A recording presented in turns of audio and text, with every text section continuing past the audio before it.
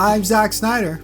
And I'm Aden Matthews. And welcome back to another YouTube podcast, the one-stop shop for anything and everything related to YouTube. The only show that recommends you watch Pussy Cures My Stepson's Autism Part 1. And Part 2. It's only 10 minutes, Part 1. How long Part 2, you know? Actually, I'm going to have to say that I don't recommend Pussy Cures Your Stepson's Autism. It's not scientifically proven yet. The science is still out on that one. And not only that, but it's not even that entertaining or visually interesting. You get a couple of chuckles, and then not a whole lot happens. Is it a fault of the filmmaking and the directing, or is it a fault of the acting, would you say? I would say it's a fault of the filmmaking and the acting, and the directing, and the writing. The writing's very weak. Not much in the screenplay, unfortunately. The acting was pretty solid, though. That's good. That's good. Some key performances, if you will. Yeah. I don't want to spoil it, but did it cure the autism?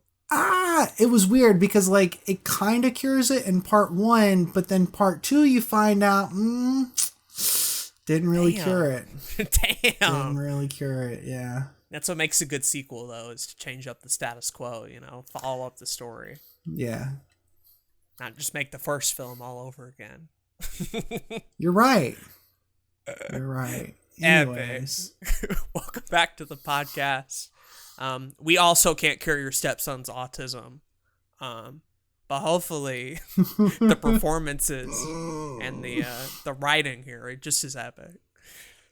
Welcome to episode 50 of the podcast, man. This is episode 50? Episode 50, and you just started it with a porn joke. How does that make you feel? Wow. I'd like to thank my mom, if you're listening to this. Shout out to wonderful woman, birthed me into the universe. I also want to thank our good man, Roberto Blake.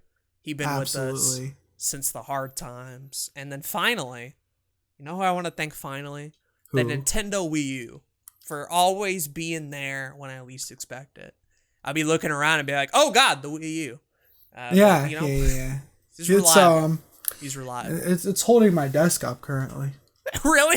No, I wish. It would break at that point. I don't think it could support the weight of the desk. Unless it's one of those cheap plastic ones. Damn. The Wii U is the cheap plastic one. Oh, okay. You got anybody you'd like to thank, Zachary, for the 50th episode of the podcast? I wanna give a shout out to obviously the homies that be listening to the podcast. Thanks, bro. We gotta appreciate you guys. I want to give a shout out to Danny DeVito. Okay. For being there every day of the week, all the time. And shout out to Smuckers for their Uncrustables. I could go for an Uncrustable. Honestly, right you gotta shout out them. I will be eating one of them later, since I mentioned last time I have yet to eat any of the PB&Js in my fridge. Recording this right after the last one, so Zach has not had time to indulge in the PB&Js yet. So I gotta say I am hyped for that. But seriously, 50 episodes. That's kind of a huge milestone. And I know the last couple was with the different format and all, but the fact that we've managed to do 50 of these is incredible. And I of course want to thank all you guys listening to this at home, but also shout out to us for actually doing 50 of these. I mean, it's a lot of work. You got to show up, you got to record, you got to try to add a little bit of value and humor, and that's hard to do, even with as many breaks as we've gone on. It's hard to be this consistently epic. I agree. I feel like we've done that. So shout out to you. If there's anything we do, it's be consistently epic. Yeah. Not consistent uploads, but consistently epic. I agree. Hype. Wow. Enough showboating. What the fuck are we actually talking about today? We're going to be talking about our creative projects. And you may be wondering, which creative projects? The answer is yes. All of them. Every single creative project we've ever done, if we can remember them. The second thought that might be occurring in your head is another 4-hour episode? No. No, I don't have time for 4 hours. No. We're not doing 4 hours. No. So I know let's you're get thinking on the about road. it. Get it out of your head. No, we're not doing it. Let's get it started. Yeah? But before that, Before that, I already have it up. I want to give a shout out to our sponsor, Wow. which is Awesome Creator Academy with the YouTube Starter Kit.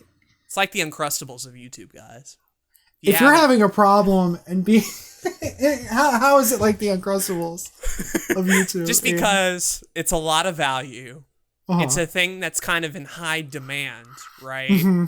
And it's a thing where you never get tired of it. Like, I never get tired of reading about how for only $99, you get over $1,500 of value in dozens of downloads from templates for advanced YouTube thumbnails, channel artwork, and cards, slower thirds, royalty-free background music, fonts, and more. I like that part a lot. I have to agree. I have to agree. If you're currently stuck at home because of COVID-19 and you're like, what the hell do I do? Well, you can check out the link in the description or the show notes and get the YouTube Starter Kit so you can support another YouTube podcast. It'd be real helpful to you boys. Plus, it's a good product too. I unironically support Roberto and the boys over there. Absolutely. If I didn't believe it, I wouldn't talk about it, 100%. And of course, if you don't have $100, but you still want to support the podcast, the podcast, you can become a supporter of us on Anchor at anchor.fm/another-youtube-podcast. You can decide to support us financially at $1, $5, or $10 a month, and we'll read your name on the podcast. We want to continue to do this as long as humanly possible, and we're going to continue to do it as long as humanly possible, but financial support helps. It helps keep us just a little bit more consistent. Right. We're like a villager in Animal Crossing where we can build out the island by ourselves, but a little bit more bells in your pocket don't hurt, right? It really do help. I'm going to have to agree. So if you want to be Tom Nook, please hit up the link and check out our sponsor. Again, thank you to those people. And yeah. Hype.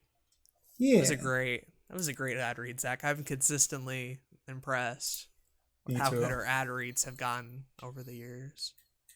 Me 50 too. episodes. Hopefully for 50 more, dude. 50 more.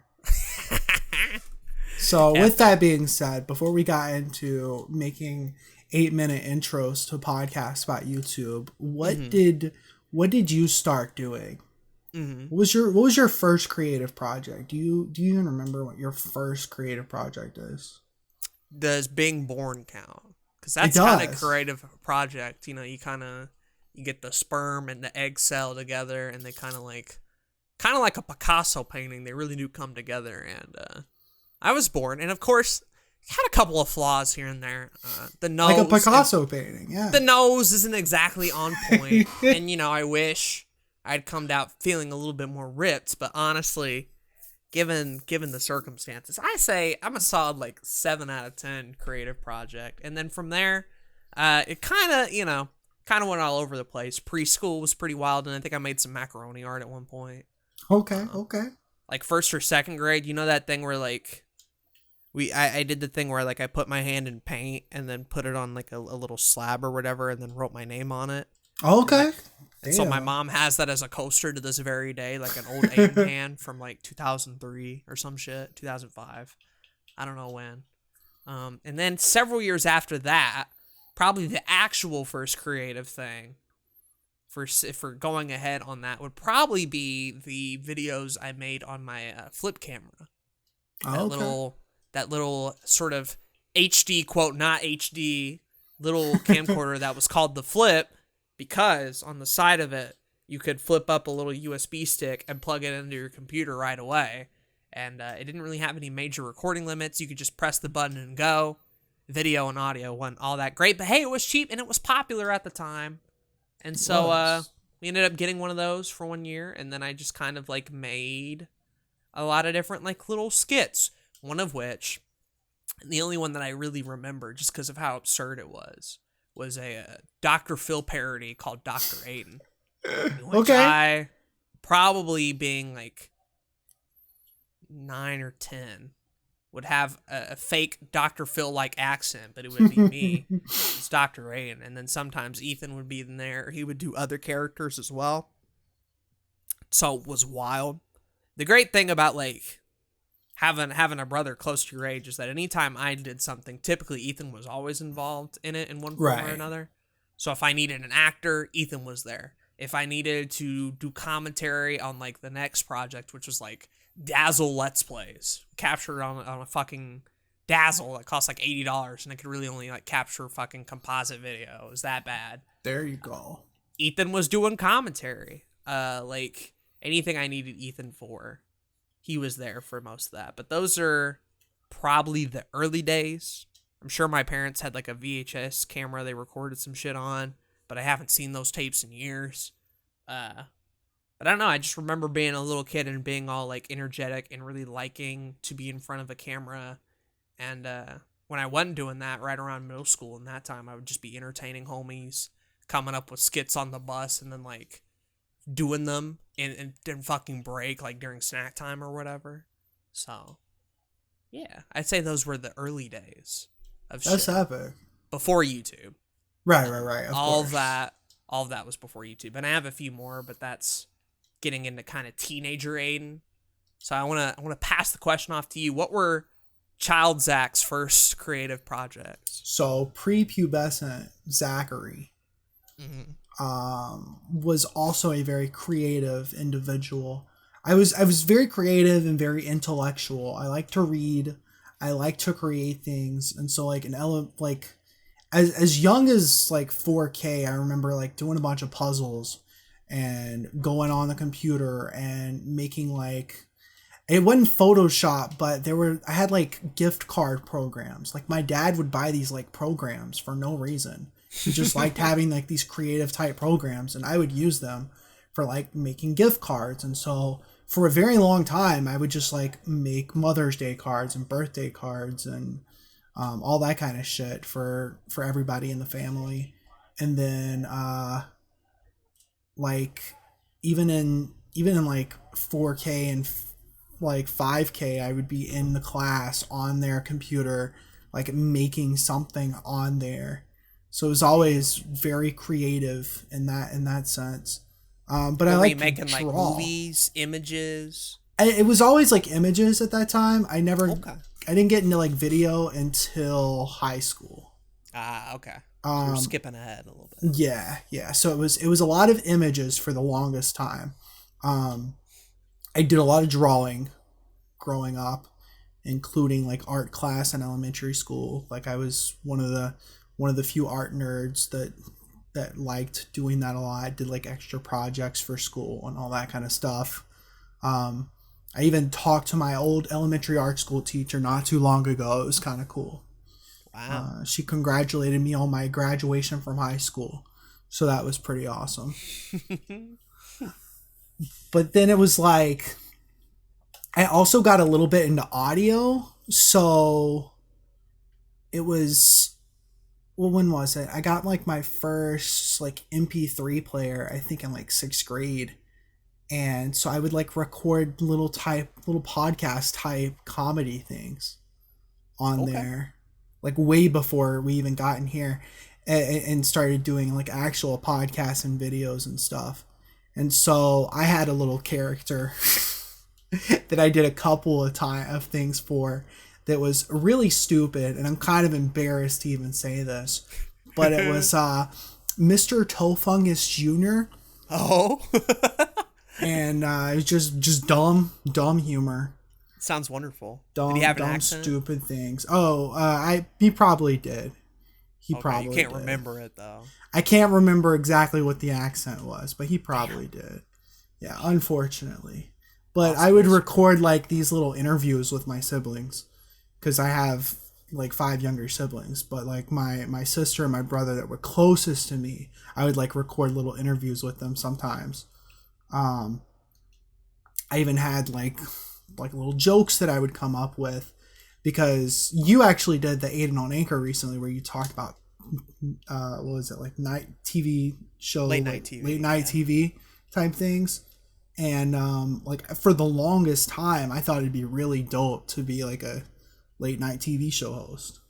It's really cool. So I kind of was inspired by some of that stuff too, and did a little bit of that on the just for fun, just as a little dumb kid. I know a lot of kids do this, and I kind of remember me doing this, but did you ever like, I know a lot of kids like usually write their own stories, but did you ever take it up to like the next level of like doing comic book type shit with like shitty drawings from like one page to another? I did a story like that. I didn't do full on comic books, but I did do like some stupid comic strips. Okay. In middle school with my friend Donovan, who's in the Discord.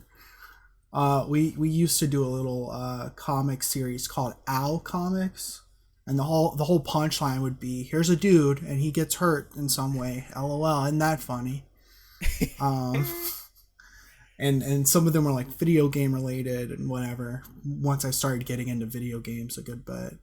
But yeah, I did like 1-page comic strips. I liked reading the Sunday comics. Garfield slaps, dude. Garfield, Family Circus, like fucking all those different like comic strips. I would read those all the time. So I drew a lot of those growing up. And then I would eventually get into music. Like once I started getting into 5th grade or 4th grade, I was able to get in a chorus, and then I did like recorder shit in 5th grade, and I went hard in the paint with that. Like got all the fucking songs before everybody else did, and got all these like karate belts or something for it before I like started joining the band in middle school, and then going crazy with all of that. But that's everything leading up to middle school for the most part. I get you. So we both kind of had a little bit of like that sort of creative past. I know a lot of kids do, to be fair. I think childhood, like in general, is a pretty like raw creative time where like any idea is available, anything is explorable, and as long as you had the tools in front of you, you could just spend hours trying to figure that shit out, and like spend a whole day on like writing your own story or like filming little things with the flip camera or whatever. And I'm sure that's even more true now, that like some kids literally just have an iPhone, right? They could probably be filming all sorts of videos like as a kid and could just have those for forever.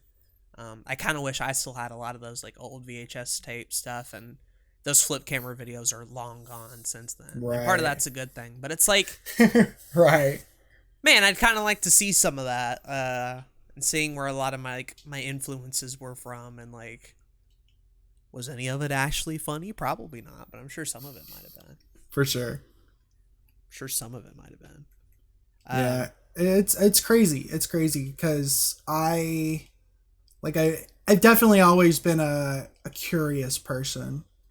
And so, like I said, like I did a lot of reading and I did a lot of writing. I wrote a lot of stories and stuff too. So it was, but the creativity I think was always like, I got really bored in class. So what would I do? I'd draw or write or do something, you know? Mm-hmm. So, yeah. Something to keep your mind off things. Exactly. Fair enough. I guess now we can get into sort of the more teenage chapter of things.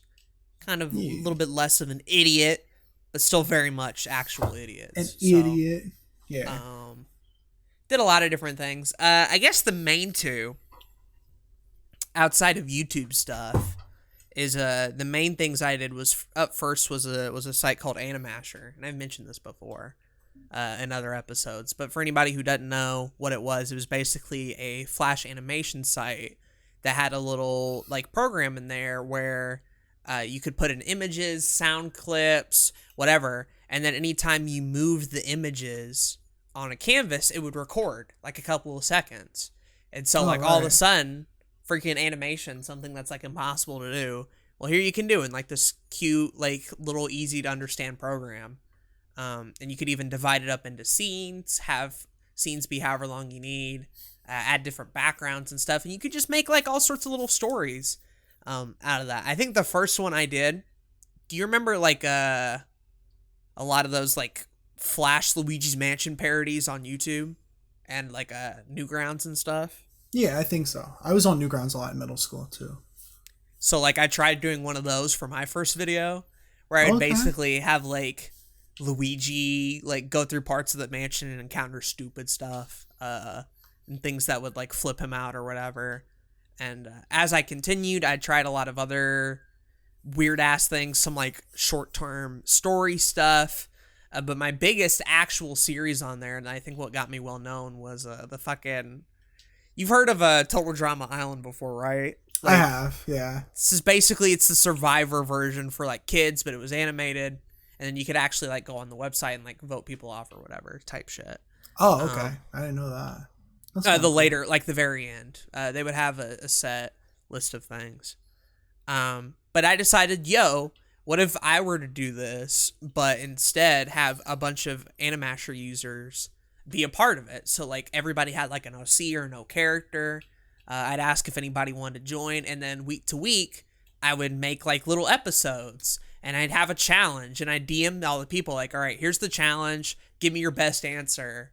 And I'd also DM them who they wanted vote off. And then as the show went along, it got more and more popular. I got more and more people like watching some of it. I actually made it to the finale of the entire show before the site shut down. I was like a week away from finishing the finale of the whole thing. I had a whole season of all of those played out. And in fact, it is the only surviving relic from that entire period. Because, turns out the site was really only funded by one motherfucker in Norway. And turns out homie didn't really have the money to keep it going. And it didn't have ads or anything. So it was just like, by the way, New Year's of like 2014 or 2012 or whatever, I don't remember what year, we're going to shut the site down and all the animations. And they left like a basic guide on how to record those with like Hypercam or whatever. And keep in mind, like, I'm still a basic idiot. Like, I don't know anything about any of this YouTube stuff. Right. But I figured, okay, I might as well figure this out. So I recorded that first season of Total Drama Animasher or whatever. I recorded the whole first season. But I also recorded the audio coming off my computer as well. Oh, no. So you just hear, like, me breathing and, like, talking to my dad as it's recorded. But that's the only surviving footage of it. And I've yet to find any of my other ones available. All the rest of them are lost to time. That's crazy. And that they're just all gone. And I have like a couple of those left and a couple of memories of the type of shit that I made. I made music videos from 2010 songs. Like Dynamite. I remember making one for that. Grenade. I did one for Grenade as well. Do you still have these? No, those are all gone. Oh, I man. never recorded any of them. I even, and this might still be around, I even had a dog OC from this, because I didn't know how to draw. So I just asked a homie to draw for me, and I think it might be around. Hold on. Aden Furry confirmed? It's like a purple dog with the sword. He was kind of epic. I'm sure. Damn. I don't know if I have it anymore. I could show you the video, but I'm not going to put it in here because I don't want people to see it. But Fair enough. Needless to say, none of those were good. I didn't even really have a microphone at the time, so I had to put like little speech bubbles in front of everybody for their dialogue and shit. Oh, I'm sure. And I think they had a limit of how long they could be as well. So like the limit was like 30 minutes if you maxed out all the scenes, but you only had a limit of 10 scenes as well. Just some wild ass arbitrary fucking shit like that. But then when it was gone, I'm like, shit, what am I gonna do now? A lot of them moved on to DeviantArt because they were like actually artistic and knew how to draw or whatever. And that makes sense. I just picked random images off the fucking internet and added it in there. Then after that, I discovered a different site called Sploder, which was a game making site. And then I just kind of like fit into that community for a while. I would make like little Flash games. My two biggest was a Zelda game and a Ninja Gaiden game. And I want to actually do Back to the Video Games on those games eventually, while they're still publicly available. Yeah, that'd be cool. I was part of the forums, and then I even, and this is kind of like transitioning now into YouTube, Aden. I even had a YouTube show for the site, just called The Sploder Show, where I'd sit in front of the couch, talk about news, review games, interview homies, and it would come out like once a day, and I did like 19 of those fucking episodes. That's crazy. Most of them back to back. You don't have all 19 of them still up, do you? No, that whole channel is gone. But I kept backups of all of them, so I still have them on my own. Yeah, I wasn't going to let those go. Right. So they're all on my hard drive, basically. But yeah, that's like how I learned a lot of editing. That was when I got onto Camtasia. That's how I learned about voiceover audio. That's how I actually figured out how to get rid of the stupid Hypercam watermark. It turns out just don't use Hypercam. Wow. That's how I figured out like text stuff. So I'd go to cooltext.com and like generate text in some weird and wacky fonts because I wasn't about to learn it. Like, who do you think I am? I bought my Yeti mic, the one I had for years and years to come, the first one. Because then it broke and then I bought another one. But then I just started doing all that shit. And that kind of like transitions into a bit of the actual YouTube stuff as well. When I wasn't doing Splutter Show, I was doing some basic game reviews. I was doing some Dazzle Let's Plays. I later got like a Hauppauge HD capture card, and it was also shitty because it only really did like component and HDMI. I recorded some things with Ethan, and then, like I mentioned earlier, the last big thing before like Blue Couch Productions kind of was a thing was the Duper Brothers, which was a group Let's Play channel with me, Ethan, and 2 high school friends, both named Austin. And we just had a Let's Play channel kind of similar to LHG, and very similar to LHG. It didn't go well. That's fair. The whole thing kind of burned to the ground after like 2 months. So damn, it did not go far at all. But that kind of bit the bug of like Let's Play stuff. That's how I learned Vegas editing from one of the Austins. How to capture gameplay. I eventually got my Elgato through that. And so it was just a lot of like gradual, let's move on to Animaster and do animations. Oh, that shut down. Let's move on to Sploder to do Flash games. Oh, Flash is shutting down. Oh, let's go ahead and put some fucking random ass game reviews on there because I've done the Sploder Show. Oh, that didn't work. Hey, let's do a Let's Play channel with 2 high school friends because it's sophomore year and I ain't got nothing better to fucking do. Let's do that.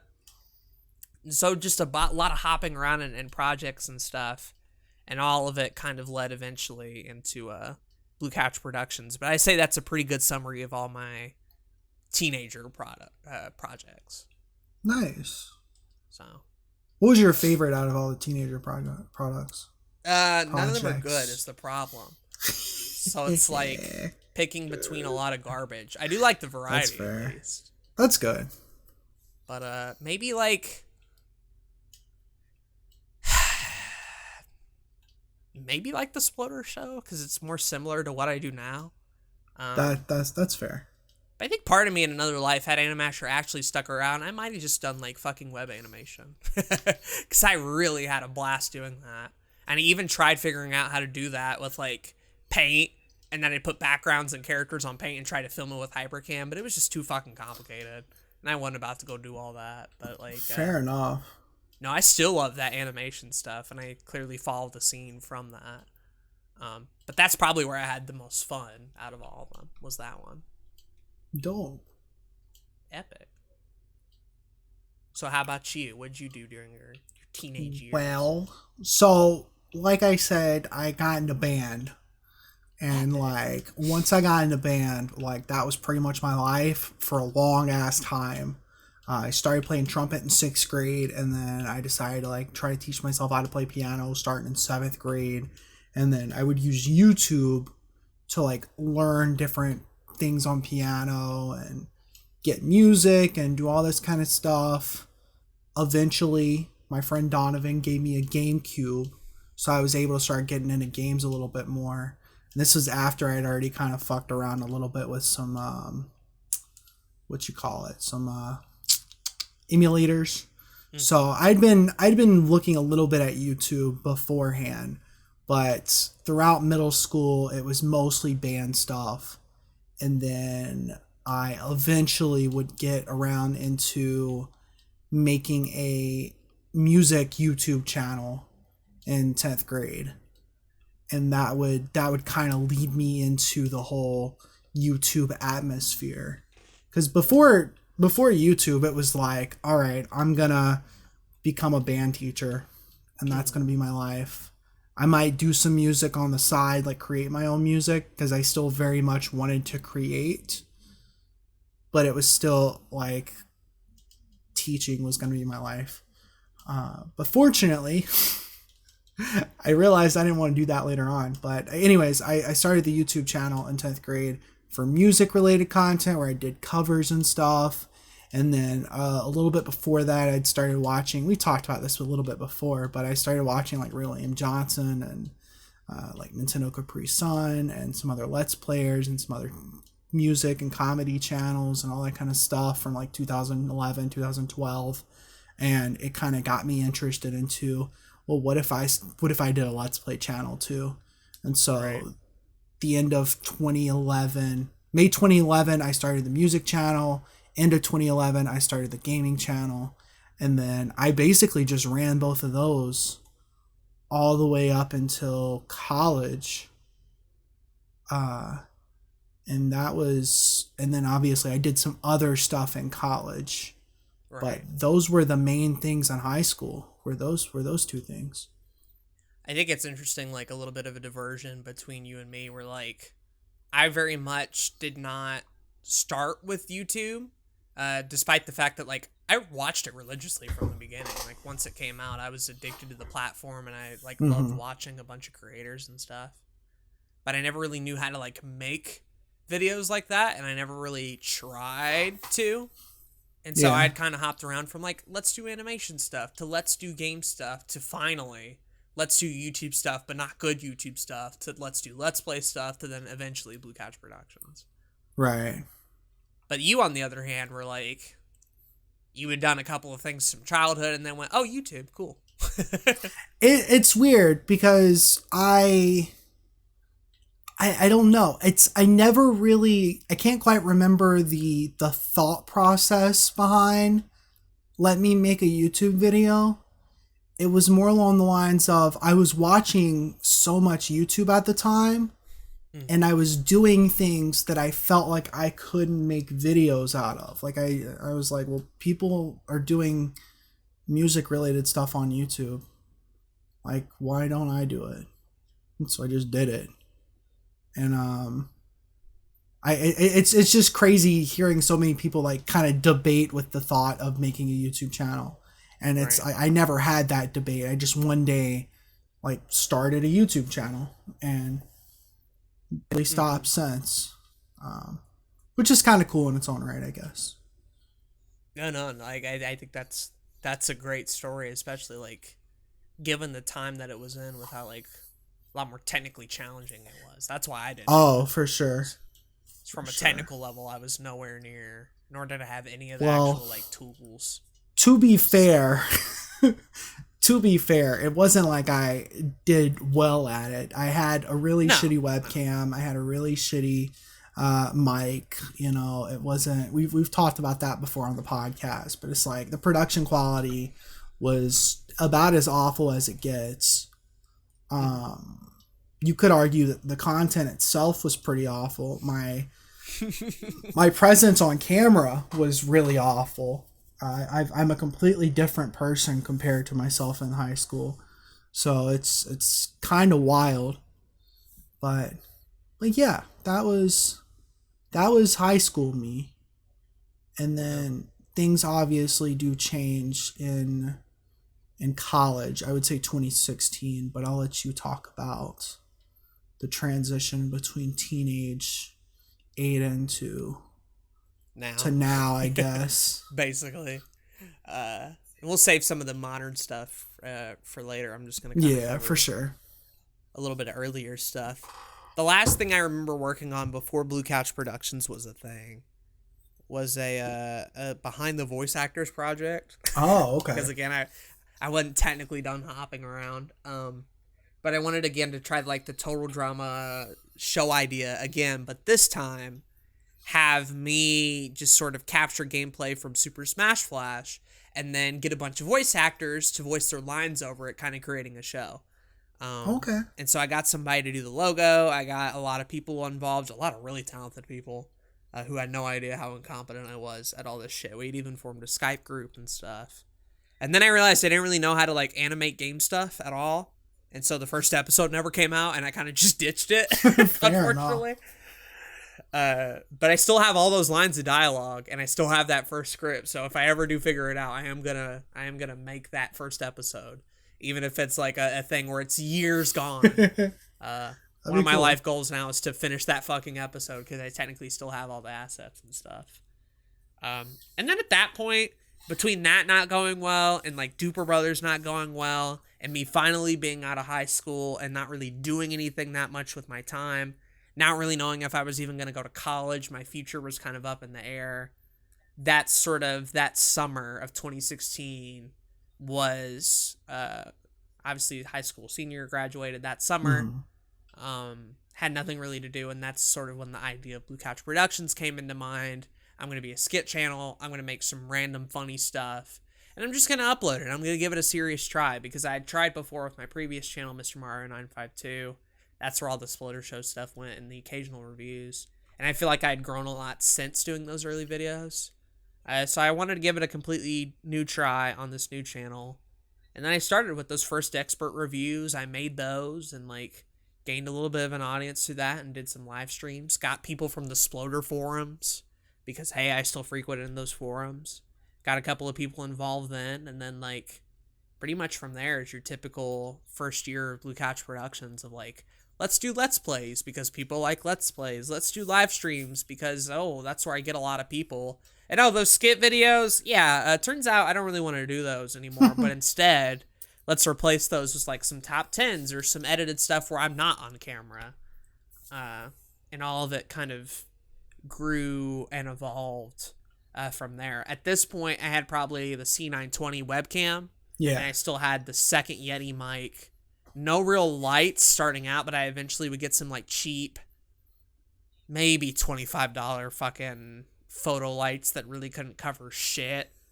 And I just kind of like got to work trying a bunch of weird shit. I was still using cool text for thumbnails.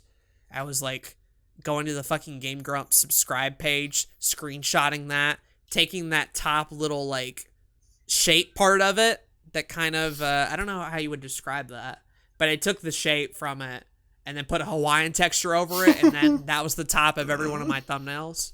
I didn't even create that. That's from the fucking Game Grumps. That's wild. I didn't know that. Yeah. That's great. Because I didn't know how to make that triangle-like shape at the bottom and have them all even. Yeah. So I was just watching. I'm like, oh, this looks even. Print screen. Go to GIMP. Cut it out. Use the shape there. And then, like, little things kind of came together, like figuring out about the mullet font from a guy who had tried to design my channel, and I hated it, but I liked the font. I'm like, yo, what's that font? Picked up the font. Learned a little bit more about, like, live streaming and video making, and even got into the world of like DSLR stuff as well. But that kind of brings us, I guess, toward the modern age of Blue Couch Productions, because I am not significantly younger, but a good bit younger, 2 or 3 years younger. I'm already kind of at the end of my road, while meanwhile you still had several years in college before you even had met me before on Subijin Games. Right. So there's a bit more uncovered history with you. But mine's a little short around this period because we're already so close to modern day. So I'm going to kick it back to you. Bet. Well, I actually forgot about like, so 2011 I had started the YouTube stuff, but 2012 I had gotten introduced to a little Let's Play forum called For Forgotten Fangs, baby.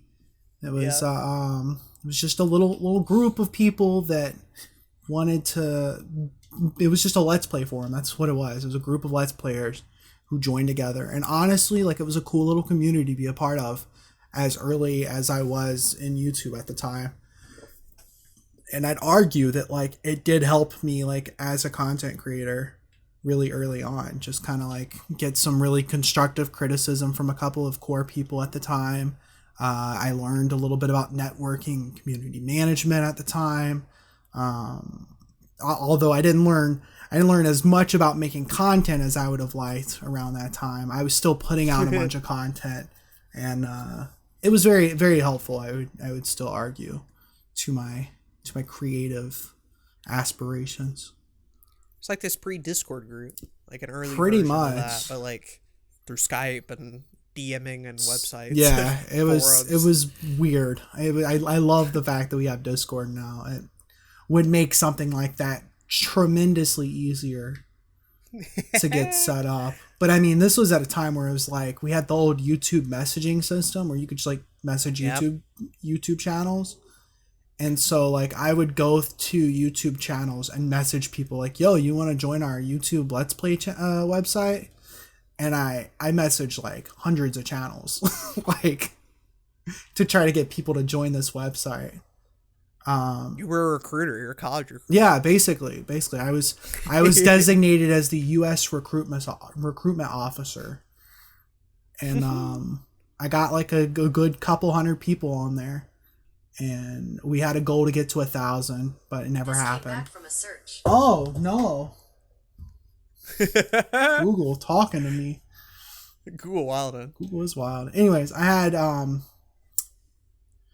we had a goal to get to like 1,000 people, but it never happened. And the person that owned the website didn't have enough money to keep running it. So it got downgraded and then people just started leaving, and you know how that kind of stuff happens. Right. Things break down super easily. Yeah. So it obviously changed the way that I handled my Let's Play content. But also at the time, like I had started a show called Nintendo the History. And that was kind of the thing that made me start the gaming channel to begin with. And it was this like produced show where I talked about Nintendo's history, and I was going to edit it and record it, and I was going to have jokes and skits and all that kind of stuff. And I found a group of people to kind of help me produce it, and we got a few episodes out, and I'm still proud of those for at the time. But it didn't really go too far because working with a group of people on something like that is incredibly difficult when you have no budget. And it's just like random people that you talk to and they're friends of yours at the time, but it's like they don't really have not really producer. Right, exactly. It's really hard to get people super interested in that kind of stuff. So that was a project that I continued trying to produce all the way until like 2018. It's kind of like a failure of mine, just like this big thing that just kind of happened, but it is what it is. I think something that hopefully you guys are picking up on at home is that every one of these projects we've mentioned so far in a 2020 context is no longer a thing. All of them are failures. Yeah. Every single one of them. Yeah, this is true. And some of them had proper endings, right? Some of them had a closed book, and some of them still have the potential to show up years later. But as of recording this in 2020, literally everything we've mentioned so far has not panned out the way we intended it to. And that's kind of going to be a theme. And I want to we'll talk about what that means, I guess, later on. But like, just sort of as you're listening to Zach and me go through this, just like kind of keep that in the back of your head. Yeah. But anyway, continue. Anyways, I guess like to speed things up a little bit, I did Let's Plays. I did music stuff up until around 2016. I'm in college. It's like sophomore year of college. And I'm thinking, I don't know if I really want to be a music teacher anymore. I kind of want to be a content creator and do my own thing. So I decided to take the YouTube thing a little bit more seriously. And so it's literally like that November of 2016, after a couple month hiatus, I start putting out more content. I start doing more research into SEO. I start working on my editing more. And it was from that point onwards, I just kind of continuously started really working hard at what I was doing. Because I never really saw it as work until like the end of 2016. And right. It's not that I don't enjoy it now. It's not that I don't still have fun with it now. But there is still a big aspect of seeing it as work that I feel like I have to in order to make it something. I don't see that as a bad thing. It's most certainly the work ethic is tied, I guess, to how much it improves, right? Mm-hmm. How much it gets better. Right. And yeah, if you want to just do one thing for fun forever, you can do that one thing for sure. fun forever.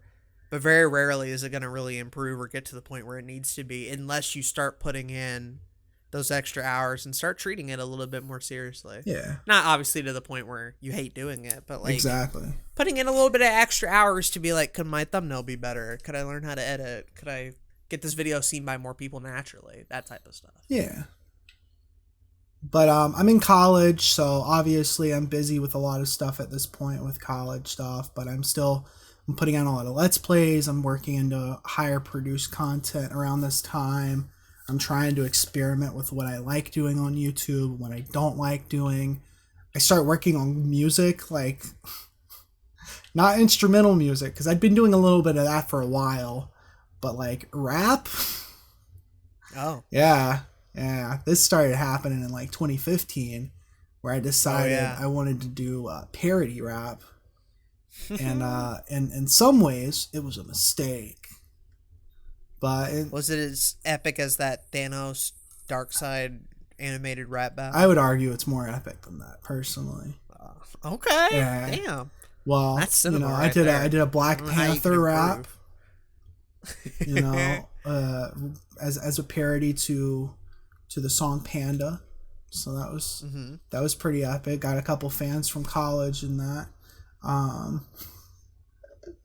I did some really, I guess the best word for it is probably cringy parody rap, and then eventually that would transform into comedy music, right? Because I thought it was funny at the time, but I don't find it funny anymore.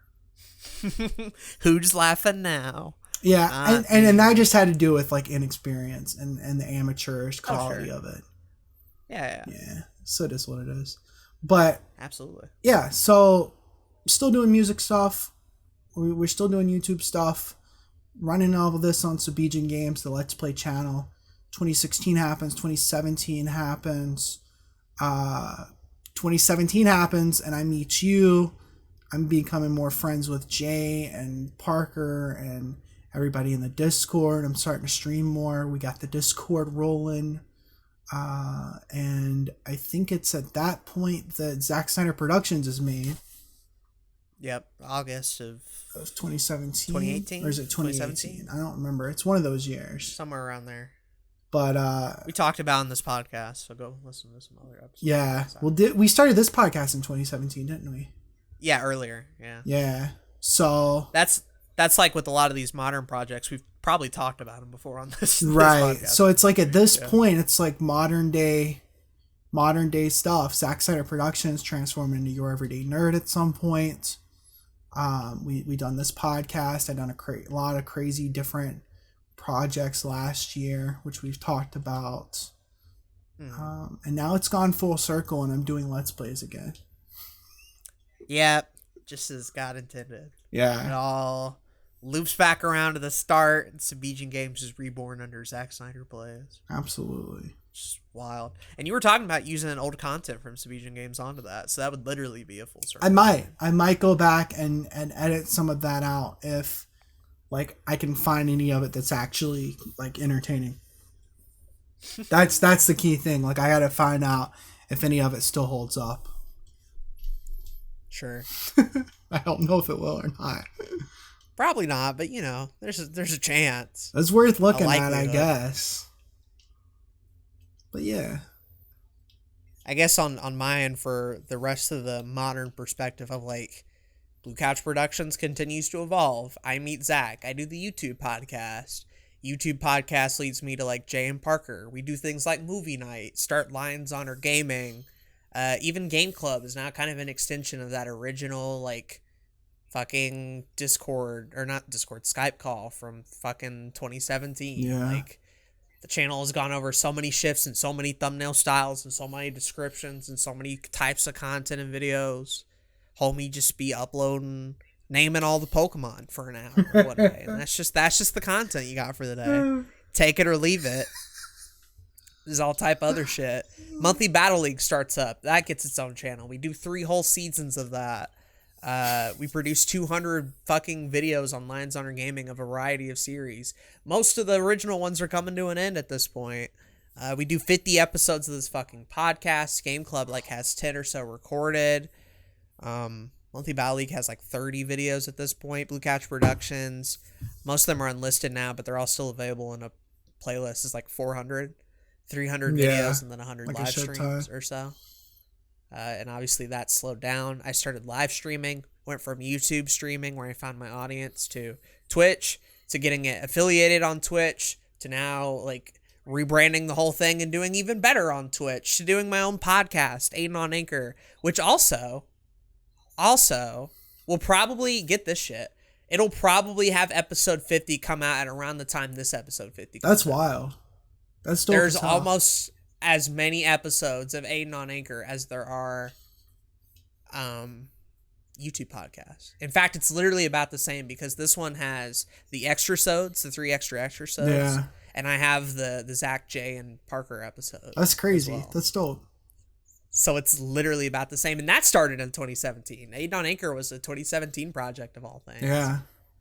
And then that gradually morphed and changed and all this other sort of wacky shit. And now we know way more people like Calfro and Marjak and Donovan and Butter and Danku and all sorts of other people, even outside of our own small YouTube circles. And to this day, we're doing a lot of the same things that we were doing in 2017. We're both still trying to do our own YouTube channels and podcasts. I got the come but up, at the same time, the personal channel. Yeah, the come up too, personal channel, all that sort of shit. At the same time, though, we're doing a lot of new shit that we weren't doing in 2017 or literally couldn't do. This is true. In 2017, we're certainly doing a lot more. I think in the past 3 years, 2017 to now, than the past 10 or so years combined. Oh, absolutely. Just like we have had a magnitude way more growth in these past 3 than 10, which makes it feel like these 3 years feel like 10 years. They do. They absolutely do. But I can most certainly tell you it's not. We're simply doing a lot every day, every night, related to content in some form or another. And the best part is, every single thing we do now, even if it's bad, it's still better than everything we did before. Thank God. Thank God. Do you know how heartbroken I would have been if the Sploder Show was my peak? You know how heartbroken I would have been if everybody just knew me from the Sploder Show and all those videos had like 1 million views and they were awful? God.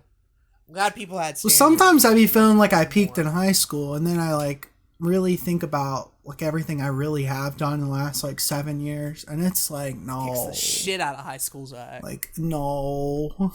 Obliterates it. Yeah. Not even a fucking contest. This Harry Potter video I legitimately could not have done 3 years ago. Absolutely. Could not have happened. Absolutely. It would not have been as good as it was had I not gone through the steps that I've gone to from those 3 years. And honestly, in that period of time, we've done this podcast. We've cataloged that journey for you all to hear. Mm-hmm. You've heard our ups. You've heard our downs. And it's almost cool that this is the 50th episode because not only is it a recap of our lives, it's almost a bit of a recap of this podcast as well. Yeah. Like all the things we've talked about on here and mentioned before. That was totally intentional.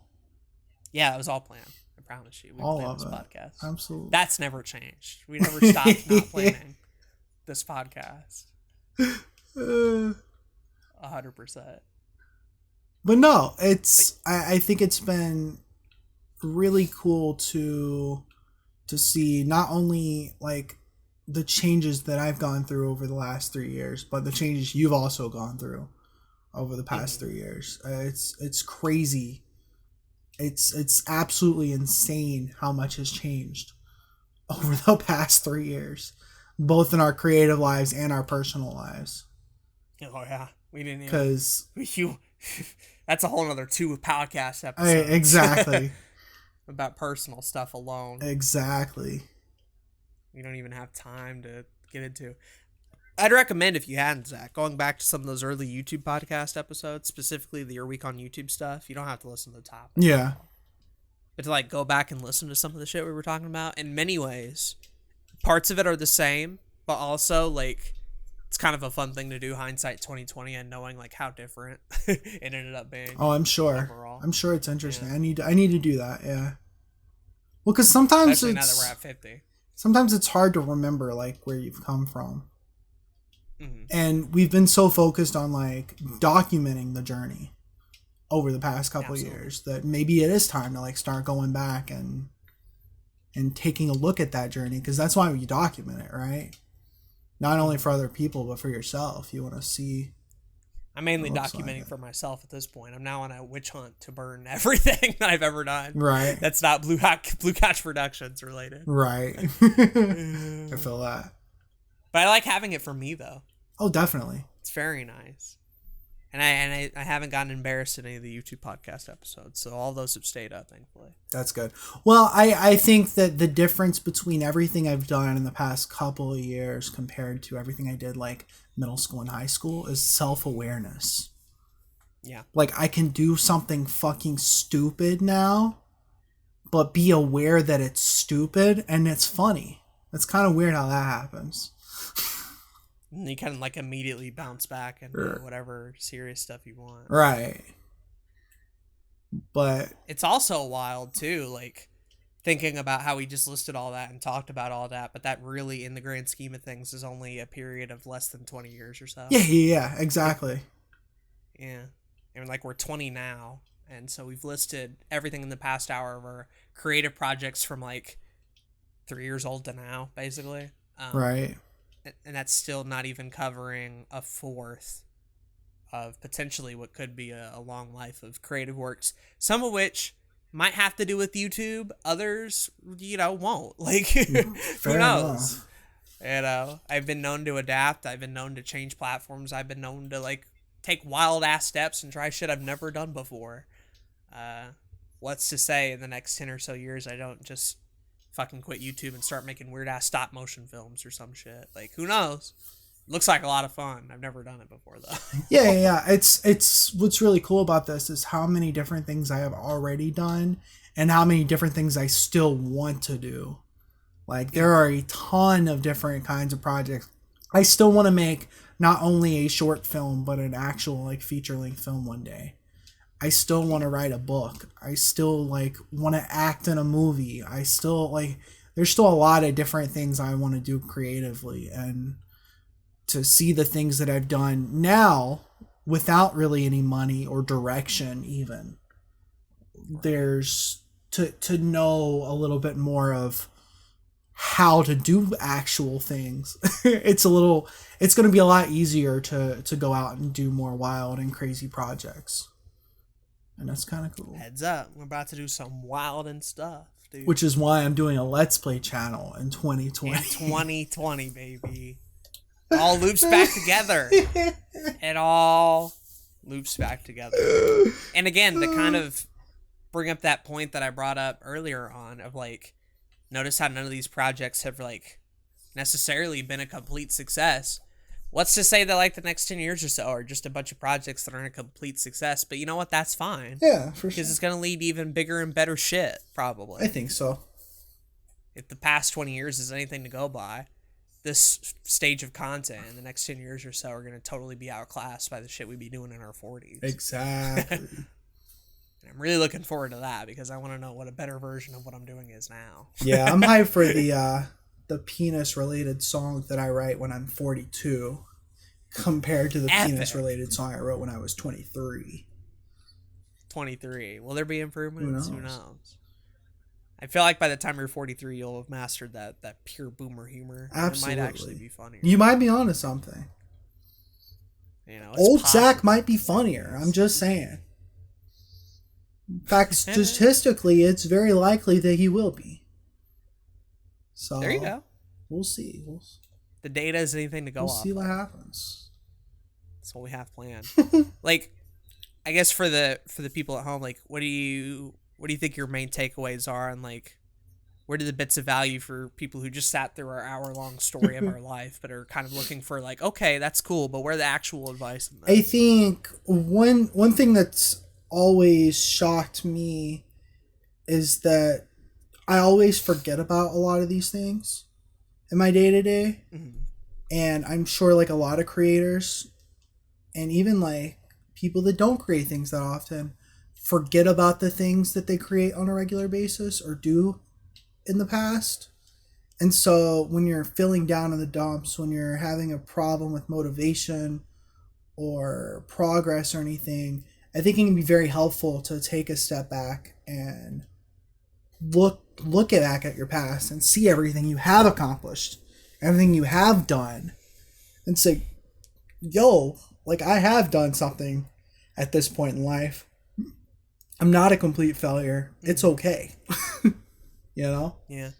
Just kind of remind yourself of the progress and of the journey, because we talk about like how a lot of what we do is a work in progress, is a journey, is a process, and how things are constantly changing, adapting, and evolving. And like a good way to really see that visually is to kind of look back at what the past couple of years of the stuff you've been doing, and kind of look back and be like, wow, look what has changed, look what has gotten better. Because it can feel like you're just kind of posting things day to day and kind of getting lost in the menagerie and the details. But when you look back at the legacy of shit you've made, you're like, oh, okay, this actually is producing results. It's producing content that I'm proud of, and I'm like seeing a tangible growth there. Especially with YouTube, man, because it is so much like, oh, got to get the next thing out, got to do the next upload. It's very time consuming, and it's very stressful at times, even if you're just doing it as a hobby. So taking a step back and looking at your past, it can be helpful, I think. Mm-hmm.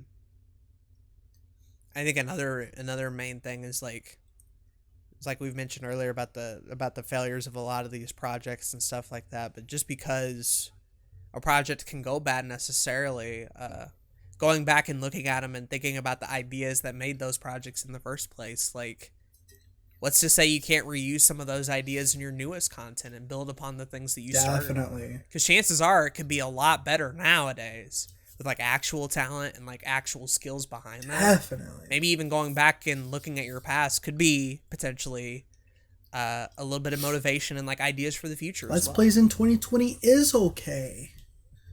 Exactly. It's not what I meant. That's exactly what you meant. Thanks, Aden, for the... Not what I said. Zach Plays is going to be a success. It's not. I am so happy right now. Not even remotely.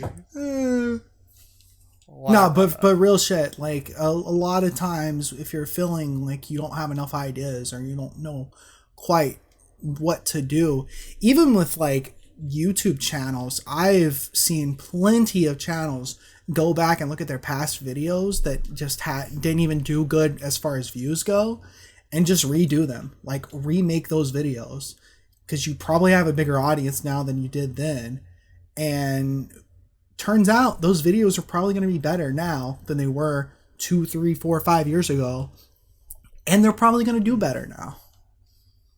So, yeah. And especially with us, when we do a lot of similar things and similar ideas, we end up revisiting a lot of concepts, whether it is like podcasts or Let's Play stuff or sit down video shit or like covering a topic potentially that we've already covered like 6 years ago, because hey, I really want to talk about this and I feel like I can add more to it visually and actually like adding a bit of actual value and Definitely. stuff. I don't think it's a bad idea at all to like go back and like remake some of that catalog that like maybe didn't hit as well. See where it leads. Yeah. I think so. Dope. Well, cool. We've talked about all of our projects. I'm going to go to bed later and I'll be like, oh shit, I forgot. I forgot this one, and this one. And you know what? It's fine. And it's this okay. one. Because if we made a list and we talked about everything longer, it'd be a 4-hour podcast. It would, and we promised it would not be a 4-hour podcast. So I'm pretty happy with what we did. It is an anniversary episode, but it's not a 4-hour. I'm done with 4-hour podcasts. Episode. I don't have the time in my day. The American people are tired of 4-hour podcasts. They are. This is true. Thank you, Bert. Turns out the UK is tired of it too. Anglo-Canadians and anybody else that watches this podcast.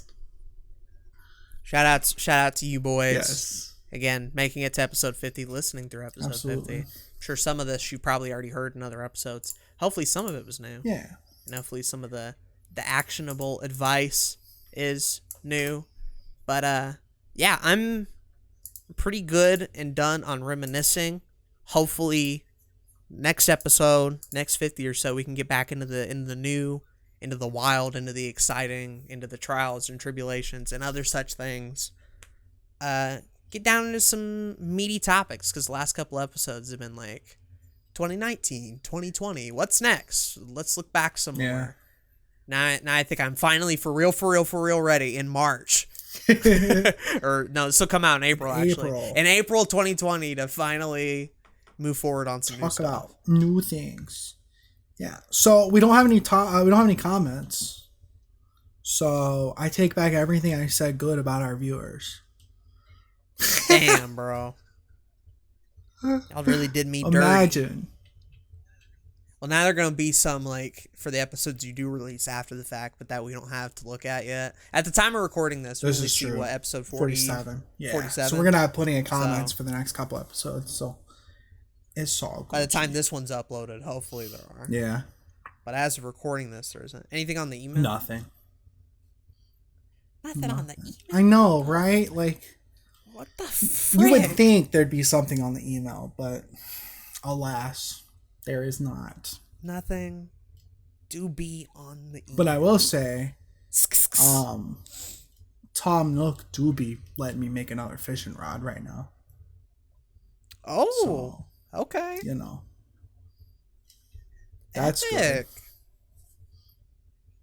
And if you want to be a Tom Nook, you can support this podcast. Check out our sponsor, like we mentioned below. Or leave some fucking topics, baby. We actually take those. We do have a list of things that we are going to get through. We've just been kind of hitting the easier ones. Yeah. But we have some harder ones on here. But still feel free to leave some.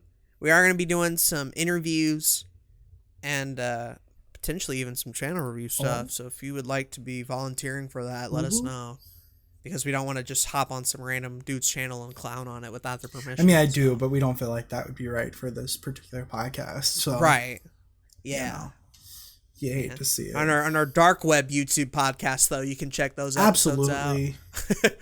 100%. We're anti-Zach and anti-Aden clown on every YouTuber. Anti-Zach and anti-Aden. That's a good idea. We should make that a reality. It could be. It could be a reality. I'm still working on mac and cheese That's right now. Right. Mac and cheese sounds so epic, dude. Mac and cheese sounds good. Any kind of night. It do. No lie. Dude. Slap. But anyways, I'm good. Yeah. Leave topics. Leave comments for next time. Check out the sponsors. Like and subscribe. Again, new format. No, it's kind of wild. I'm going to stop mentioning it now because we've done like a couple of these. But last time, your week on YouTube and topics are separated. Still getting uploads every Sunday. Yeah. Hope y'all been appreciating that. But we will see you guys next time, boyos. I've been Aden. I've been Zach. We hope you enjoyed this episode of another YouTube podcast. So, like, the coaster that your mom has of your hand, does she have one of your feet, too? Because I bet you could sell that on eBay. Honestly,